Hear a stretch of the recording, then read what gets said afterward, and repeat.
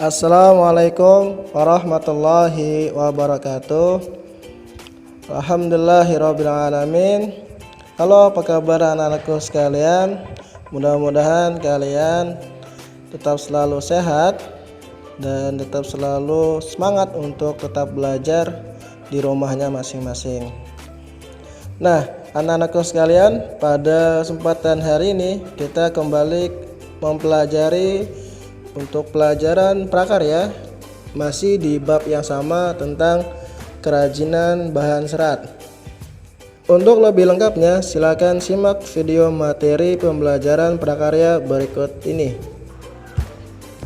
Bab 1, kerajinan serat.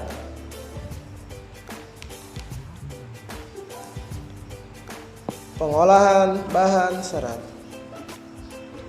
Sebelum membuat produk kerajinan, tentunya seorang pengrajin harus melakukan proses pengolahan terhadap bahan tekstil. Proses pengolahan masing-masing bahan tekstil secara umum adalah sama. Pengolahan dapat dilakukan secara manual maupun menggunakan mesin. Nah, apa saja sih langkah-langkah yang bisa kita lakukan untuk mengolah dari bahan serat tersebut?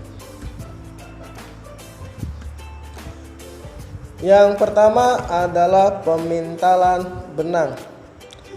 Pemintalan merupakan salah satu tahap dalam pembuatan tekstil.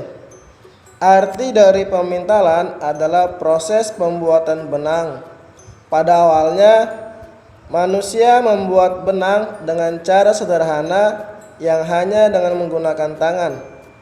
Serat yang telah diambil dari alam digenggam dengan salah satu tangan, dan tangan lain akan menarik ujung serat sedikit demi sedikit sambil memberikan puntiran atau antihan. Puntiran itu adalah sebuah proses pemutaran serat yang sedang ditarik.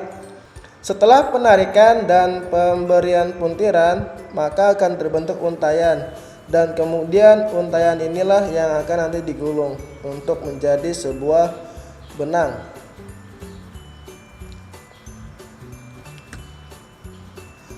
Nah, kemudian tahap yang kedua yaitu adalah penggulungan benang. Benang yang sudah terpintal atau dipintal itu akan digulung menggunakan dengan alat penggulung benang. Nah, setelah penggulungan benang, maka yang ketiga tahapnya adalah pencelupan warna. Benang yang sudah diproses dengan pencelupan itu adalah untuk memperoleh warna yang kuat. Nah, setelah pencelupan warna tersebut dengan bahan-bahan tekstil, pewarnaan untuk bahan pakaian, nah maka setelah itu benangnya dijemur hingga kering. Dan yang keempat adalah penenunan benang menjadi kain. Nah, setelah benang itu kering, setelah dicelup warna kering, kemudian benang dapat ditindaklanjuti dengan proses penenunan menjadi kain.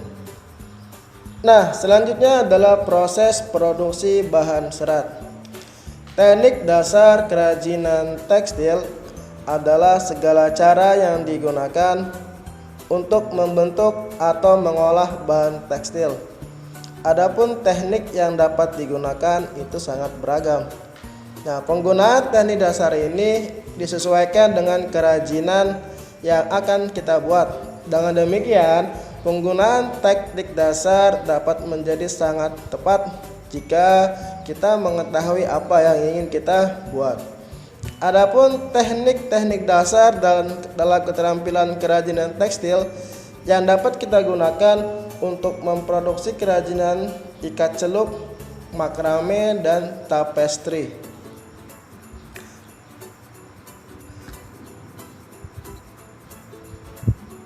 Nah, berikut adalah proses produksi bahan serat. Yang pertama itu adalah menenun. Teknik menenun dapat digunakan untuk pembuatan produk kerajinan seperti tapestri. Menenun menggunakan alat spanram atau bingkai yang direntangkan dengan benang-benang fungsi sebagai jalur jalannya benang tenunan atau pakan. Tapestry adalah sebuah teknik membuat karya tekstil dengan cara menenun benang-benang, serat-serat, dan bahan lain. Teknik tapestry memiliki kesamaan dengan merajut. Media yang digunakan tapestry adalah berupa benang, sabut kelapa, kain, kertas yang digulung-gulung kecil, serta benda lain. Nah, pada kehidupan sehari-hari, tapestry dapat kita jumpai pada bahan keset kaki, gantungan pot bunga, ikat pinggang, taplak meja, dan juga shawl. Nah, proses yang kedua yaitu proses menjahit. Menjahit adalah pekerjaan menyambung kain dan bahan-bahan lain yang bisa dilewati oleh jarum jahit dan benang. Menjahit itu dapat dilakukan dengan cara manual, menggunakan tangan ataupun menggunakan mesin jahit. Nah, dalam pembuatan kain ikat celup diperlukan teknik menjahit untuk merintang warnanya. Kemudian yang ketiga yaitu teknik proses mengikat. Proses mengikat itu adalah teknik menyatukan dua benang atau lebih untuk membentuk ikatan yang diinginkan. Mengikat dapat pula diartikan menyatukan helaian kain yang satu dengan yang lainnya menggunakan alat pengikat untuk membentuk pola tertentu. Nah, ikatan itu dapat berupa simpul ataupun pola warna. Nah, selanjutnya adalah apa saja sih syarat-syarat perancangan benda kerajinan. Nah, dalam pembuatan suatu produk kerajinan tertentu, maka kita juga perlu memahami dahulu seperti apa membuat sebuah karya yang berkualitas. Maka pada saat proses penciptaannya harus mengacu pada persyaratan. Nah, adapun syarat-syarat perancangan benda kerajinan adalah sebagai berikut. Syarat perancangan benda kerajinan. Yang pertama adalah kegunaan atau utility. Benda kerajinan haruslah mengutamakan nilai praktis, yaitu dapat digunakan sesuai dengan fungsi dan kebutuhan. Contohnya adalah mangkuk untuk wadah sayur. Nah, itu sangat jelas kegunaan atau utility-nya.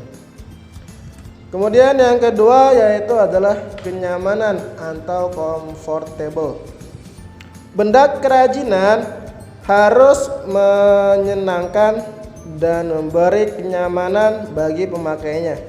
Contohnya adalah desain cangkir yang ada pegangannya. Nah, maka bagaimana kita mendesain sebuah pegangan dari cangkir tersebut agar nyaman untuk kita gunakan.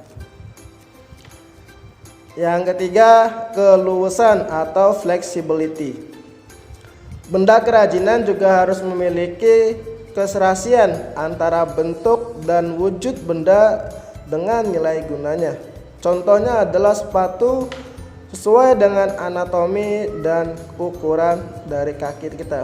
Nah, jadi ketika kita ingin membuat itu harus sesuai dengan kebutuhan tubuh misalkan ya kan, dan ukurannya misalkan. Yang keempat yaitu adalah keamanan atau safety.